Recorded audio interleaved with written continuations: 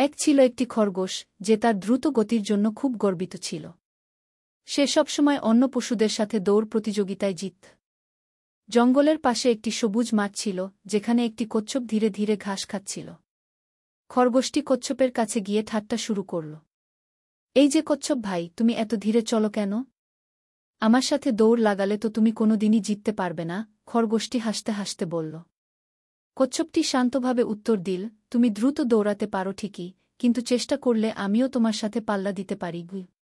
খরগোশটি আরও জোরে হেসে বলল, তুমি আমার সাথে দৌড়? এটা তো একটা মজার কথা হল।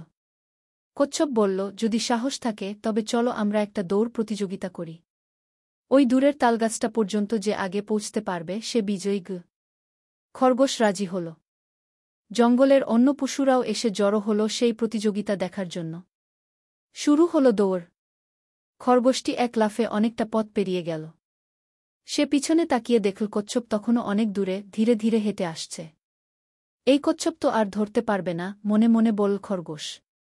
সে রাস্তার পাশে একটি গাছের ছায়ায় একটু বিশ্রাম নেওয়ার জন্য থামল। আরাম করতে করতে কখন যে তার ঘুম এসে গেল সে খেয়ালই করতে পারল না। এদিকে কচ্ছপটি কিন্তু একটানা হেঁটে চলেছে। ধীরে হলেও সে থামেনি। যখন খরগোশের ঘুম ভাঙল সে দেখল কচ্ছপ প্রায় তালগাছের কাছে পৌঁছে গেছে। খরগোশ তাড়াতাড়ি করে দৌড়াতে শুরু করল, কিন্তু ততক্ষণে অনেক দেরি হয়ে গেছে। কচ্ছপ ধীরে ধীরে তালগাছের কাছে পৌঁছে গেল এবং বিজয়ী হল।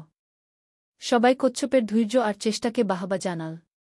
খরগোশ বুঝতে পারল, শুধু দ্রুত হলেই সবসময় জেতা যায় না, চেষ্টা আর ধৈর্য খুব দরকারি।